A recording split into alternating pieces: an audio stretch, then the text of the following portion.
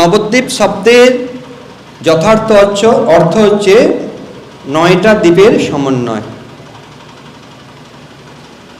গঙ্গার পূর্ব দিকে আমরা যেখানে আছি এটা পূর্ব দিক, আর ওই পাশে হচ্ছে পশ্চিম দিক। গঙ্গার পূর্ব দিকে 4টা দ্বীপ রয়েছে, আর গঙ্গার পশ্চিম দিকে 5টা দ্বীপ বা পশ্চিম পাড়ে।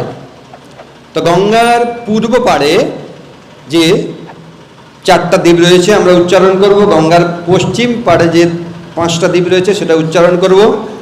তো এই যে নবদ্বীপ ধাম, এটা হচ্ছে অষ্টদল পদ্মের মতো আকার বিশিষ্ট, 8টা পাপড়িযুক্ত একটা পদ্ম ফুল। তাহলে 8টা পাপড়ি হচ্ছে 8টা দ্বীপ, তাহলে 9টা দ্বীপ। নবম দ্বীপটা কোথায় আছে বা মাঝখানে কোরক বা দহর, এটা হচ্ছে অন্তর্দ্বীপ, একদম মাঝে। আর অন্তর্দ্বীপকে বেষ্টন করে আছে আরো 8টি দ্বীপ। তা সকলে একবার বলবেন, অনেকে চোখ ঝিমিয়ে যাচ্ছে, তো একদম সচেতনভাবে বলবেন, স্মরণ করবেন। আর পরবর্তীতেও বাড়িতে গিয়ে প্রতিদিন এই নবদ্বীপ ধামের যখন জয় দিবেন মায়াপুর ধামে, তখন চিন্তা করবেন। এটাকে বলা হয় মানসিকভাবে ধামবাস। আমরা হয়তো শারীরিকভাবে সবসময় ধামে বাস নাও করতে পারি, অনেকে ভাগ্যবান ভাগ্যবতীরা রয়েছেন, তারা সব সময় এখানে অবস্থান করেছেন, কিন্তু অনেকের তো পক্ষে সম্ভব হয় না। কিন্তু শাস্ত্রে বলছেন এবং আচার্যরা বলছেন যে আমরা মানসিকভাবেও ধামে বাস করতে পারি, অর্থাৎ ধামে চিন্তা করতে হবে। তা একবার সকলে বলুন আমার সঙ্গে, অন্তর্দ্বীপ, সীমন্ত দ্বীপ, গোদ্রুম দ্বীপ, মধ্যদ্বীপ। কটা হলো? হ্যাঁ, গঙ্গার পূর্ব পাড়ে। এবার পশ্চিম পাড়ে কৌলদ্বীপ। হরে কৃষ্ণ। হ্যাঁ, ঘুমিয়ে গেছে কিন্তু আমি দেখতে পাচ্ছি, খুব সচেতন ভাবে বলুন আরেকবার। কৌলদ্বীপ, জন্যদ্বীপ, ঋতুদ্বীপ, মদদ্রুম দ্বীপ, রুদ্রদ্বীপ। কটা হলো? তাহলে 5 আর 4 9টা। একবার একসঙ্গে বলবো আমরা, অন্তর্দ্বীপ, সীমন্ত দ্বীপ, গোদ্রুম দ্বীপ, মধ্যদ্বীপ, কৌলদ্বীপ, ঋতুদ্বীপ, জন্যদ্বীপ, মদদ্রুম দ্বীপ, রুদ্রদ্বীপ। নবদ্বীপ ধাম কি? তো নবদ্বীপ মাঝে মায়াপুর গ্রাম, এই গ্রামটার নাম কি?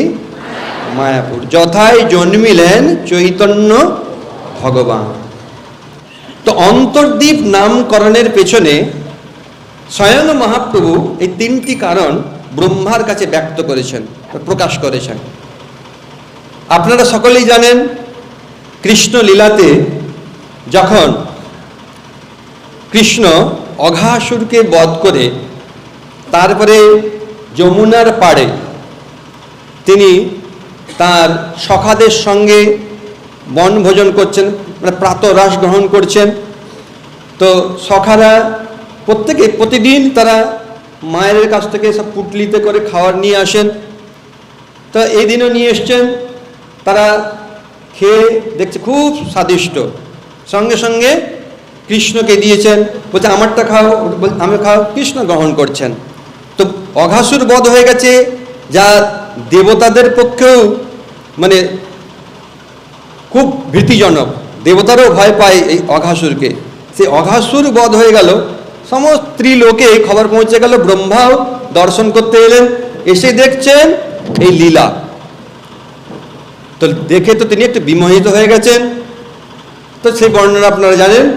তারপরে সে গোবৎসদের চুরি করলেন, সখাদের চুরি করে নিয়ে গেলেন, পরীক্ষা করতে চাইলেন। অর্থাৎ কৃষ্ণের আরও ঐশ্বর্য দর্শন করবার জন্য ব্রহ্মা তিনি অন্তরে প্রেরণা পেয়ে এই কার্য সাধন করেছিলেন। একে ব্রহ্ম বিমোহন লীলা বলা হয়। তারপরে দেও ব্রহ্মা তিনি ভুল বুঝতে পারলেন, ভগবানের কাছে ক্ষমা চাইলেন, ভগবান তাকে ক্ষমা করে দিলেন। কিন্তু ব্রহ্মার মনে বা হৃদয়ে স্বাচ্ছন্দ্য এলো না। তিনি ভাবলেন আমি কি করলাম, আমার উচ্চ পদের অহংকারে আমি প্রভুকে পরীক্ষা করতে গেলাম, এটা আমার বড়ই অন্যায় হয়েছে।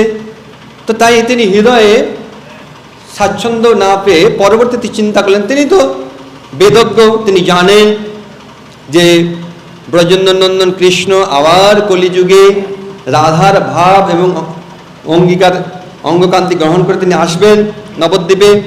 তাই গৌরহরির চরণে যাতে অপরাধ না হয়, আর যাতে আমি বিমোহিত না হই, তা আগের থেকেই তিনি তপস্যা করতে শুরু করলেন। কারণ আতপুর বলে একটা জায়গা আছে, ওইখানে তিনি তপস্যা করেছিলেন। তো গৌরহরি ব্রহ্মার তপস্যায় সন্তুষ্ট হয়ে আবির্ভূত হলেন।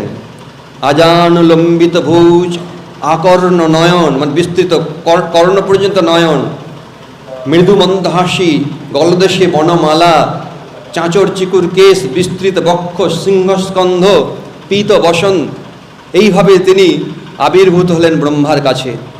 ব্রহ্মা দণ্ডবৎ প্রণাম করে তিনি মহাপ্রভুর বহু স্তুতি করলেন। তারপরে বললেন, ব্রহ্মাকে গৌরহরি বললেন যে কি বর চাই বলো।